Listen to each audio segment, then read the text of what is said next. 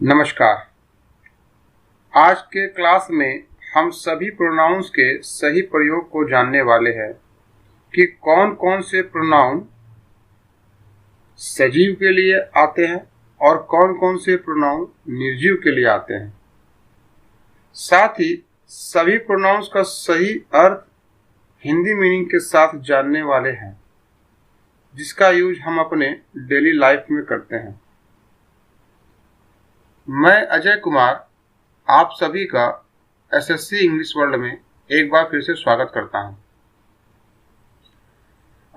भले ही हमने 10 काइंड्स के 10 काइंड्स के प्रोनाउंस नहीं पढ़े, सिर्फ 2 काइंड्स के ही प्रोनाउन पढ़े हैं, लेकिन आज उन 10 काइंड्स के अंदर जो जो प्रोनाउंस आते हैं मैं वो सभी आपको दिखाने वाला हूं, वो भी हिंदी और उसके यूज के साथ। चलिए शुरू करते हैं। आई मतलब मैं, मुझे, मुझको, मैंने, मेरे पास। मी मुझे, मुझको। माइन मेरा, मेरी। माई मेरा, मेरी। आप देख पा रहे हैं कि यहाँ पे माई को मैंने रेड कलर से दिखाया है और अंडरलाइन भी किया है।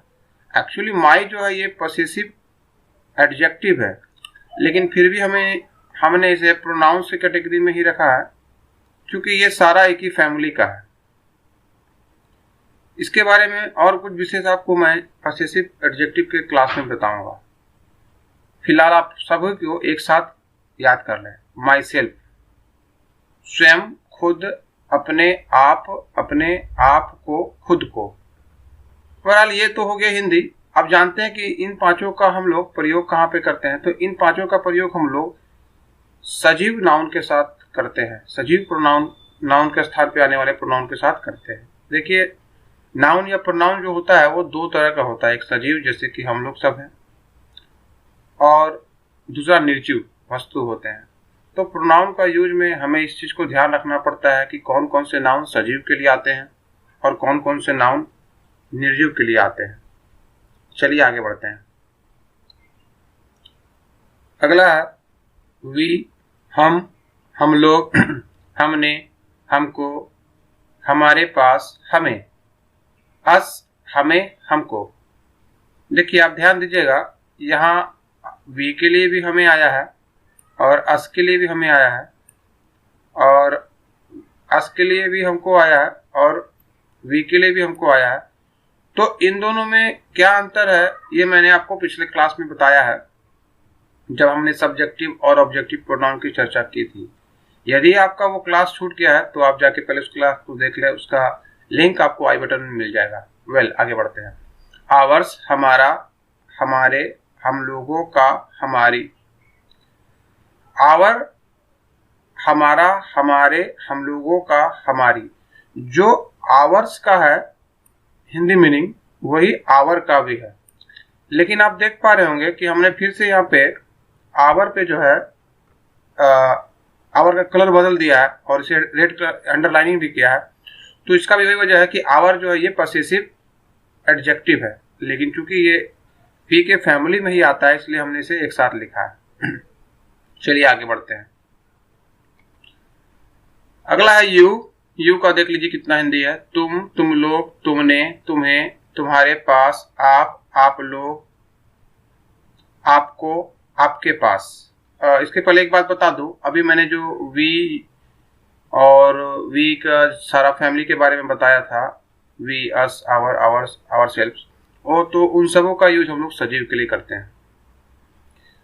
तो यू का आप देख रहे हैं, तुम और आप दोनों के लिए हम लोग यू का प्रयोग करते हैं। योर्स, तुम्हारा, तुम्हारी, तुम लोगों का, आप लोगों के, और जो योर का होगा वही योर्स का होगा। देख लीजिए सारा हिंदी बिल्कुल सेम है, बस यहाँ योर में हमने कलर बदल दिया है और अंडरलाइन किया है। आप यहाँ देख पा रहे हैं, वो इसका यही वजह है कि योर पॉसेसिव एडजेक्टिव है, लेकिन चूंकि इन दोनों में काफी समानताएं हैं इसलिए हमने यहाँ लिखा है योर सेल्फ और योर सेल्फ्स। तो योर सेल्फ का होगा स्वयं, खुद, अपने आप को, खुद को, और योर सेल्फ्स का भी होगा स्वयं, खुद, अपने आप को, खुद को। तो जो योर सेल्फ का है वही योर सेल्फ्स का है। तो फिर दोनों में अंतर क्या है कि एक्चुअली योर सेल्फ जो है ये सिंगुलर होता है और योर सेल्फ जो होता है ये प्लूरल होता है। ठीक है, इसके बारे में और डिटेल आपको आगे मैं बताऊंगा। आप एक चीज ध्यान देंगे कि जितने भी सेल्फ है, मैंने ऊपर में माई सेल्फ बताया, आवर सेल्फ बताया और यहाँ 2 सेल्फ बताया, और सब सेल्फ वाले का सिर्फ हिंदी जो होता है वो एक ही होता है। सब सेल्फ वाले का सिर्फ प्रयोग का अंतर है, कहाँ पे कौन सा सेल्फ का प्रयोग करेंगे, ये सब की भी मैं आगे के क्लास में आपको बताऊंगा। हाँ, ये यू का जितना देख रहे हैं ये पांचों, ये सारा का सारा हम लोग सजीव के लिए यूज करते हैं, इन सबों का यूज हम लोग निर्जीव के लिए नहीं करते हैं। एक चीज और आप गौर करेंगे कि यहाँ हमने जो आपको दिखाया है कभी 5-5 का ये जो दिखा रहा हूँ, ये तो एक्चुअली ये पांचों जो है यू के फैमिली का एक पूरा ये फैमिली है। अभी ऊपर में जो गया वी का वो सारा फैमिली था, आई का सारा फैमिली था, इसलिए हम सब चीजों को अलग अलग करके दिखाया। तो जिस तरह से हम आपको छाट के दिखा रहे हैं इसी तरह से आपको पढ़ना है और याद करना है।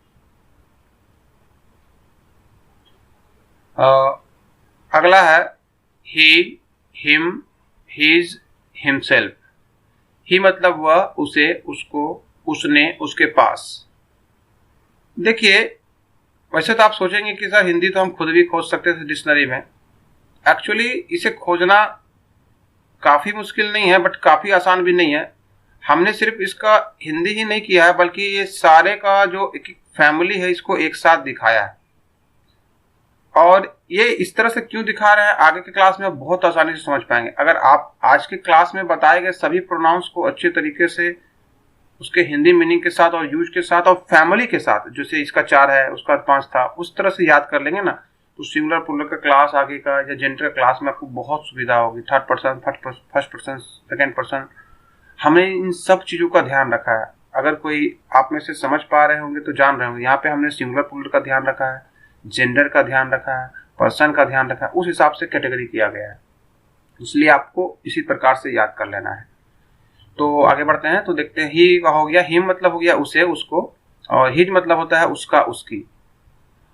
और एक बात ध्यान देंगे कि इनका जो हिंदी है ना, इसको अगर आप अच्छे से उससे और उसको, जबकि हिज का उसका होता है, तो इतना सा भी अगर हिंदी को आप अच्छे से कर लेंगे ना कि उसको जब बोलेंगे तो हमको हिम बोलना होगा, हिज का हम लोग उसका बोल सकते हैं, उसको नहीं बोल सकते। इतनी छोटी छोटी सी बात अगर आप अच्छे से याद कर लेंगे तो आपको कॉमन एरर बनाने में, ट्रांसलेशन बनाने में बहुत ज्यादा सुविधा होगी।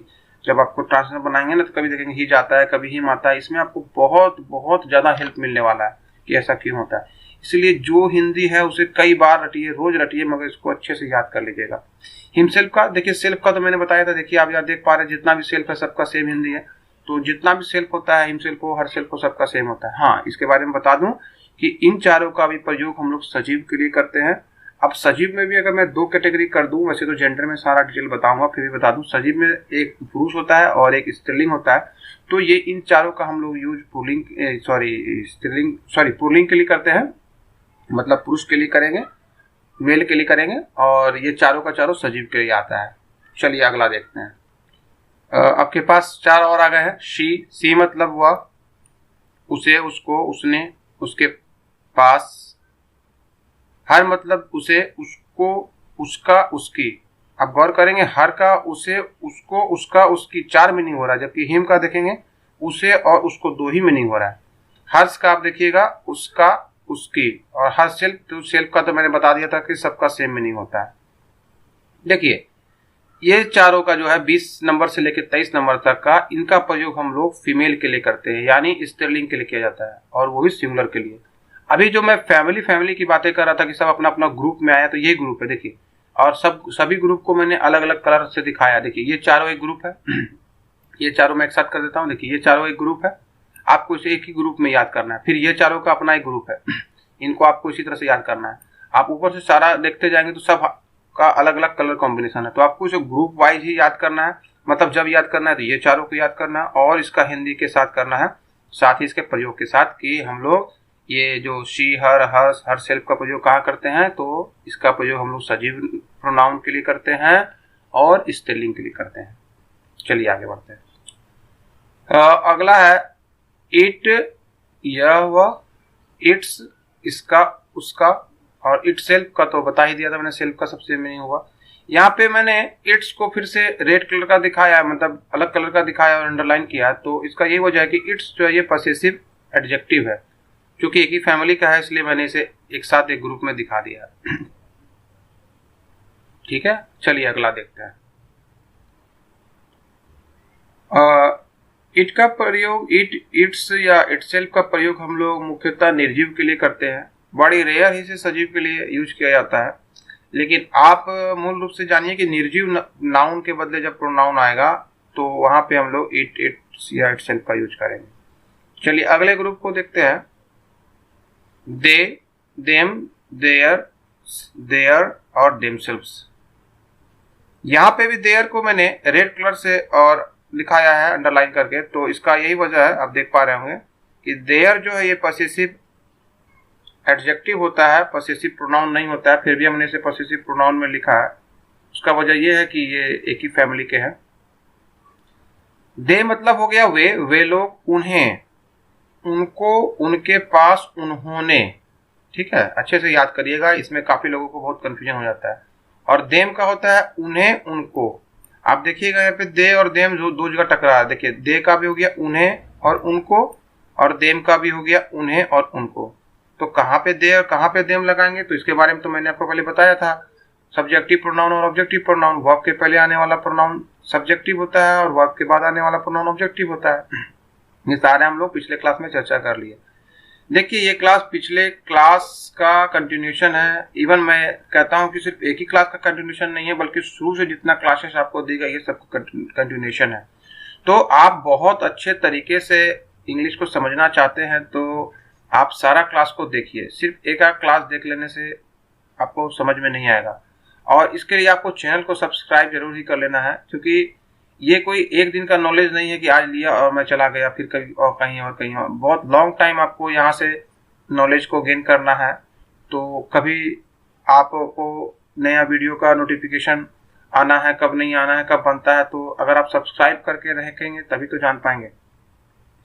और साथ ही साथ अगर वीडियो अच्छा लगे तो उसे लाइक करें, इससे हमें प्रेरणा मिलती है। और अपने दोस्तों में अधिक से अधिक शेयर करें।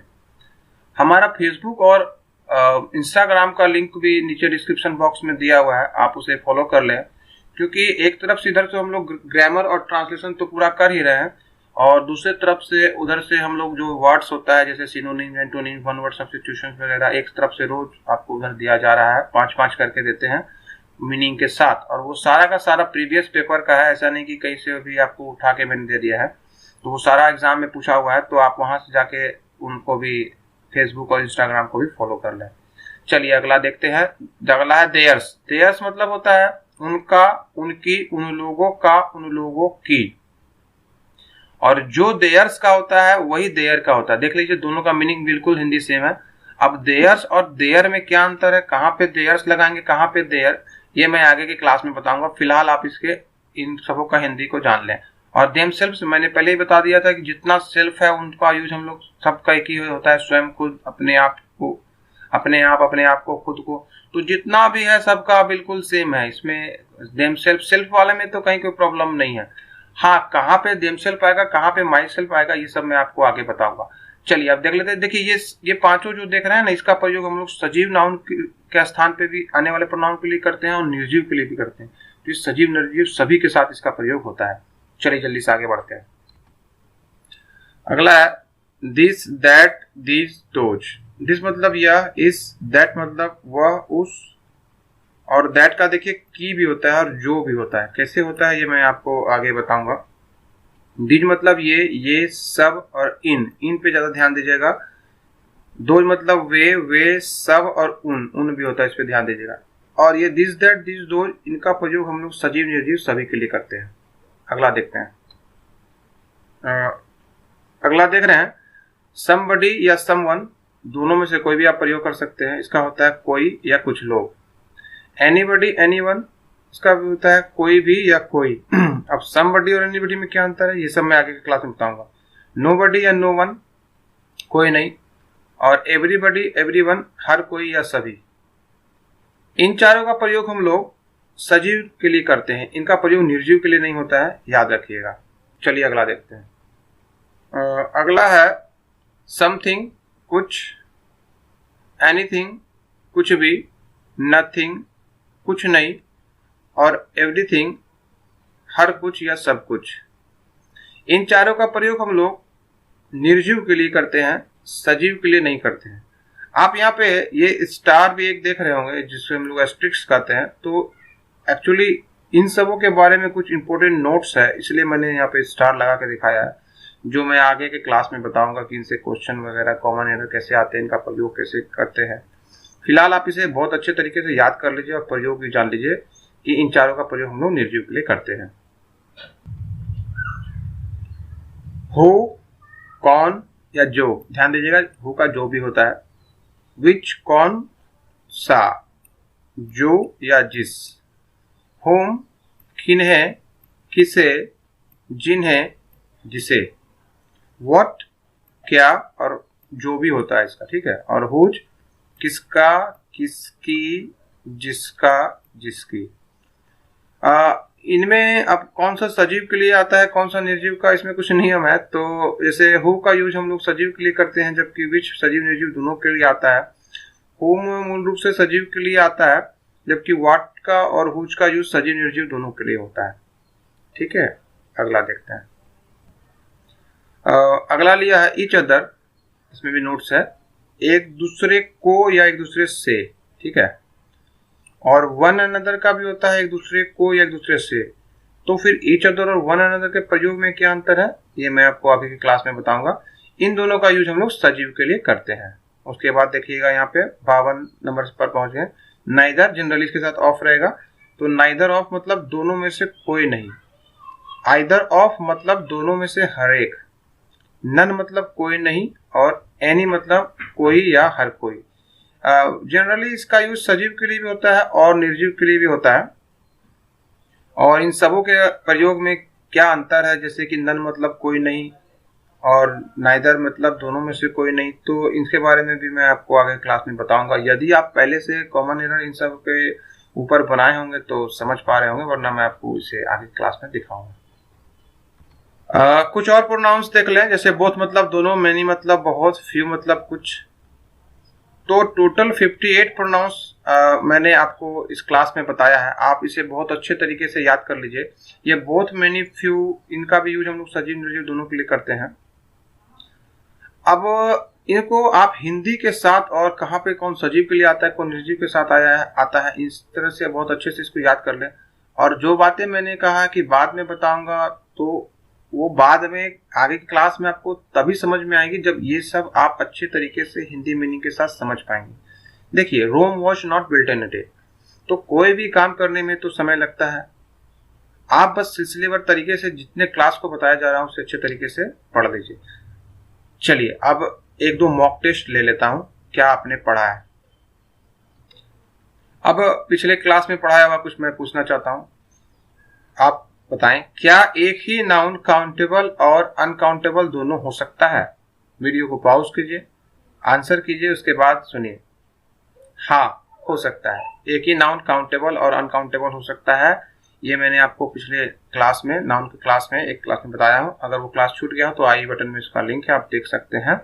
जैसे कि स्टोन, जैसे कि हेयर, ये सारे के सारे जो है काउंटेबल नाउन भी है और अनकाउंटेबल नाउन भी है, जैसे कि आयरन।